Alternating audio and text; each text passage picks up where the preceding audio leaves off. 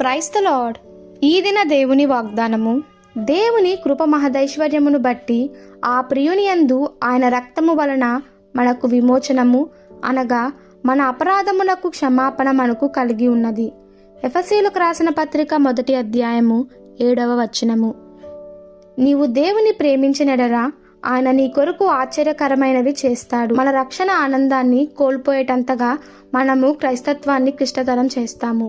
ప్రాథమికంగా మనము చేయవలసినది ఏమిటంటే దేవుని నుండి ప్రేమను పొందడము, మనలను మనము ఉచిత రీతిలో ప్రేమించుకోవడము, దేవుని తిరిగి ప్రేమించడము, ఆ తదుపరి ఆ ప్రేమను కష్టాల్లోనూ చావు బ్రతుకుల్లోనూ ఉన్నవారితో నిండి ఉన్న ఈ లోకంలోనికి మన ద్వారా ప్రవహింపచేయడము.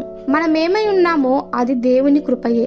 మనమేమిచ్చామో దాన్ని దేవుడు తిరిగి ఇవ్వడమే కాక దానితో పాటు ఎంతో ఆనందాన్ని కూడా మనకు అనుగ్రహిస్తున్నాడు. ఈ లోకంలో అన్ని కలిగి ఉన్న ధనికులున్నారు, కానీ వారు దుస్థితిలోనే ఉన్నారు.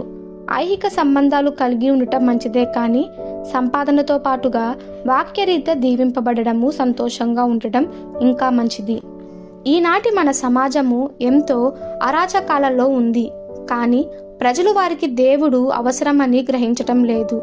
చాలా మందికి దేవుడంటే సరైన అవగాహన కూడా లేదు, మరియు వారి సమస్యలు పరిష్కారం కొరకు దేవుని తట్టు తిరగాలని వారికి తెలియదు. అయితే దేవుడు మన కొరకు ఎన్నో మార్గాలు తెరిచి ఉన్నాడో మనం లెక్కించలేము.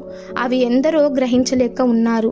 కానీ మన జీవిత కాలమంతా ఆ మార్గంలో నడుస్తూ దేవుని సంతోషాన్ని ఎంతో మంది తమ జీవితాల్లో పొందుకోవడానికి మన వంతు మనము కృషి చేయాలని నిశ్చయించుకోవాలి.